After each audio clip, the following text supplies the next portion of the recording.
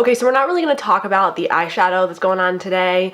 I'm not happy with it. It's not working for me, but I have to go to work and I wanted to do something fun and fallish, so I decided to use my Juvia's Nomad palette to do like a green look, and I'm just not feeling it, so I'm sorry. Hey, what's up everybody? It's Amaya. I asked you guys on my community tab in a poll what you wanted to see next, and talking about new releases seemed to be what you guys wanted to see. So that's what we are doing today. I just went through Trendmood's website and picked out some products that we're going to talk about. I feel like a lot of the releases were very boring and I just did not want to talk about them. I didn't even have anything to say about them because they were that boring.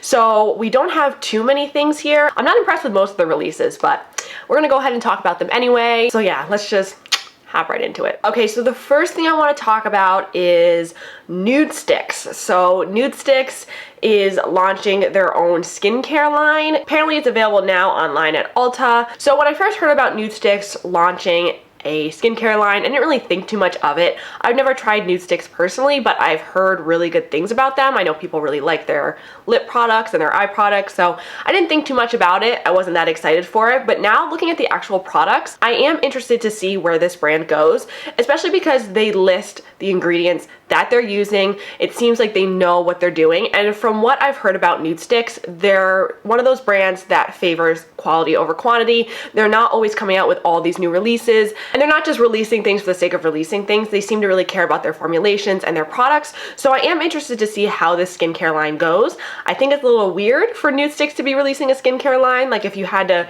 make me guess what brand would come out with a skincare line next, it would not be Nudestix, but maybe it'll be really good. Who knows? I will say that these products are not the most affordable.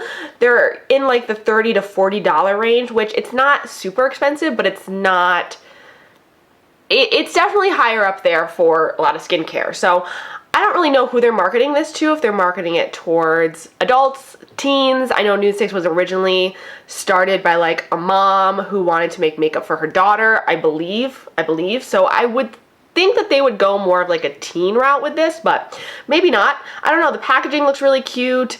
Like I said, the formulations look like they're okay.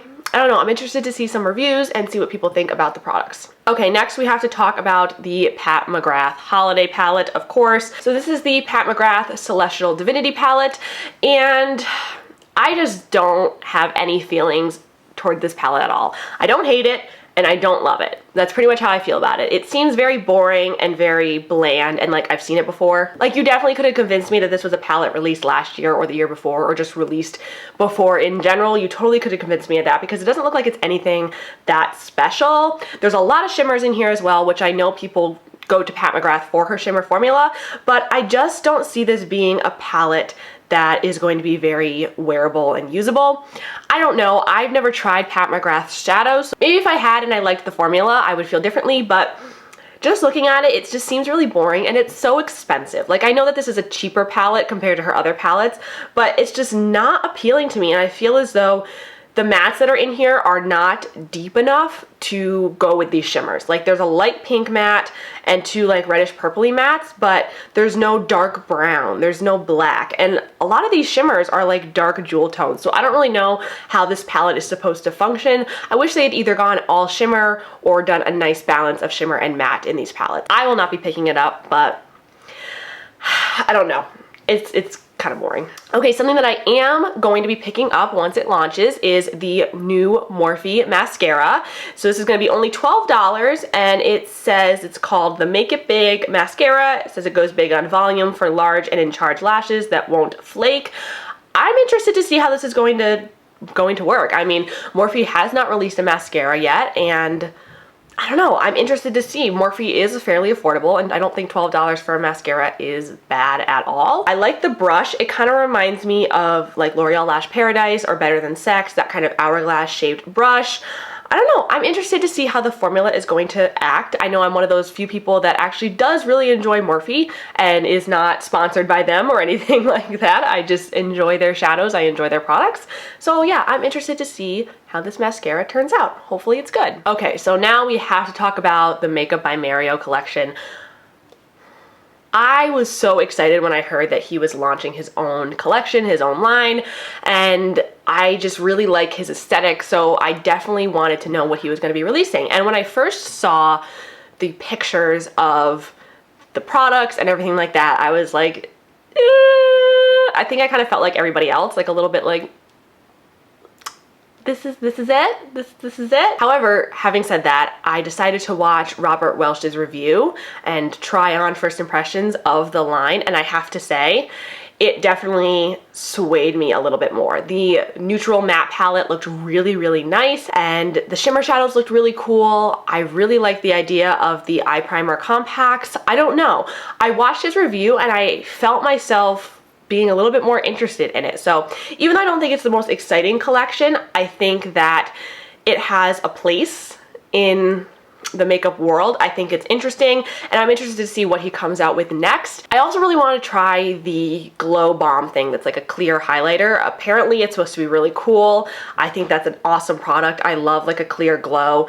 I think that would be a really, really cool product to try out. So I am hopefully going to be trying some products from this line in the future. I am interested in it, not writing it off yet, even though I was not so with it before. Okay, this Natasha Denona holiday collection with the I Need a Nude Glow highlighter and then the lipsticks.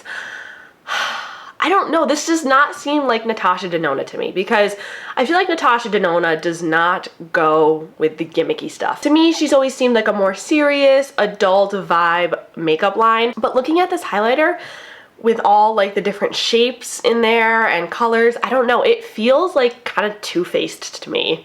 Like, it seems like something that Too Faced or another, you know, middle of the road brand would put out. Middle of the road meaning price-wise. I just would expect them to do something more posh and luxurious, and this is just not it. Also, the lipsticks, they look fine, but at this point we have so many nude lipsticks that I don't know that this was a need on the market. I wish she had put out highlighters, yes, but not looking like this, and I don't know. Maybe some like mini eyeshadow palettes would have been nice. I know she put out the Glam palette, but I don't know. I'm just not feeling it. Something that I do think looks absolutely amazing are the new MAC lipsticks for holiday. Oh my gosh, they are so sparkly, so beautiful. I love the shades as well. I think there's a nice assortment in here. I just love this limited edition holiday packaging. I think it is so, so, so pretty. It kind of feels a little bit early 2000s to me, and I absolutely love that. That's definitely a vibe that I like to, you know, go with. Overall, really excited. This looks really pretty, and I may or may not grab one of these. JLo is coming out with a makeup line, and I feel like I'm the only person who's actually really excited about this. I've heard a lot of people being very like skeptical and like, is this just a money grab? But if you think about it, JLo is known for her makeup, even though she does not do her own makeup, I don't think, really ever. She's JLo. I think she's known for her glowy, tanned, goddess aesthetic, and I would love some JLo makeup. I'm telling you, I totally want that like bronze, glowy aesthetic. I think that this will be a really, really cool makeup line. I hope she comes out with a lot of face products, because I feel like she's known for her skin and how her face looks and everything like that. I think that would be fantastic. Oh my god, can you guys imagine a JLo self-tanner? I'd buy it. Okay, another thing that I don't totally hate is the new Colourpop. This is like the Snake Eyes collection. It's kind of like a cool tone palette with some Super Shock shadows, some lip glosses, let's see, soul body stuff. I don't know, I think this looks really pretty. My only thing is that the palette looks very, very light. I feel like you need some more deep shades in here. The deepest shade is that one brown, and I don't feel like it's dark enough, and the other shades are very light. So I am concerned as to how this is going to look on a lot of different skin tones, or even just in terms of making something that's a complete eye look.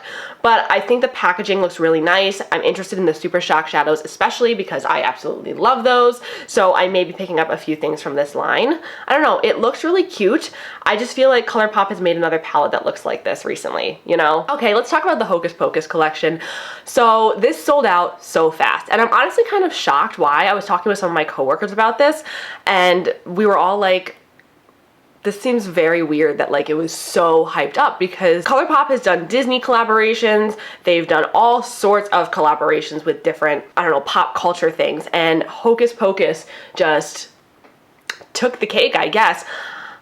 I think that this palette looks very pretty. I think it definitely has a fall aesthetic, a fall vibe to it. I do think that there are too many shimmers, personally. That's just me. I think the lipsticks look really, really pretty. I like that they did all reds based off of each of the characters' lipsticks, you know, from the movie. I think the glitters look cool. I mean, it's a cool collection, but I was not one of those people that was like jumping on the bandwagon to buy it. I don't know if I'll even buy anything from this collection. It's just not overwhelmingly exciting to me. Okay, something I'm really, really disappointed in is Rare Beauty's holiday launch, which are these two eyeshadow palettes. They're all shimmer palettes. For some reason, I feel like Urban Decay would launch these. Just reminds me of something Urban Decay would do, like these small shimmery palettes that like don't really have a color story going on and they're just kind of a bunch of random colors. I don't know, I'm not feeling it. I would love to see them put out eyeshadow palettes, but I don't understand these ones exactly. If the shades made more sense, then maybe, but I feel like these are just a bunch of random shades slapped together. It does not feel like holiday to me. It just feels very random and it has a very like Urban Decay-esque vibe to it. I don't know why, but not a fan. Okay, I'm torn about this one. So this is the holiday collection from Anastasia, which is the mini soft glam palette and then these mini lip glosses. The lip glosses look beautiful. I'm not a huge fan of the formula, but the colors look pretty. And as far as the soft glam palette, like the mini palette goes, honestly, I don't understand why you wouldn't just buy the full-size palette, because looking at this, it looks exactly like the soft glam palette and it's not that much cheaper. So how about you just buy the soft glam palette for a couple extra bucks and then you have the whole palette. I don't get it. I don't understand why they did this. I feel like this is very much like a Tarte Too Faced move or even an Urban Decay move of making a smaller palette out of a bigger palette instead of just releasing another palette. Like they had Sultry, and Sultry was such a good palette. I have it, I love it, so many people love it, so many people use it. I feel like that's the only holiday launch in a very long time that people consistently use, even though it was a holiday release. So I feel like Anastasia should have released another eyeshadow palette, should have done something bigger and better. I know that there's been a lot of controversy surrounding them lately, and it makes me really sad. I wish that they had gone a direction to kind of come back and like do something powerful and hit the nail on the head, but this feels very lackluster. I don't know if they're gonna be coming out with something else as it gets closer, but this just feels like they did not even try. So that is all the releases I have to talk about with you guys today. I know, I'm sorry, this was a bit of a shorter video, a bit of a shorter talking about new releases. I don't know, I'm not feeling the makeup industry right now. I'm not impressed with these holiday releases, but maybe we'll see some more things as it gets closer. I don't know. Let me know what you thought in the comments below of these releases, if you liked them, if you didn't, what your thoughts are, if there's anything that I missed that you think I might like or you want me to talk about, please put that down there as well. And yeah, I will see you guys in my next video. Mwah.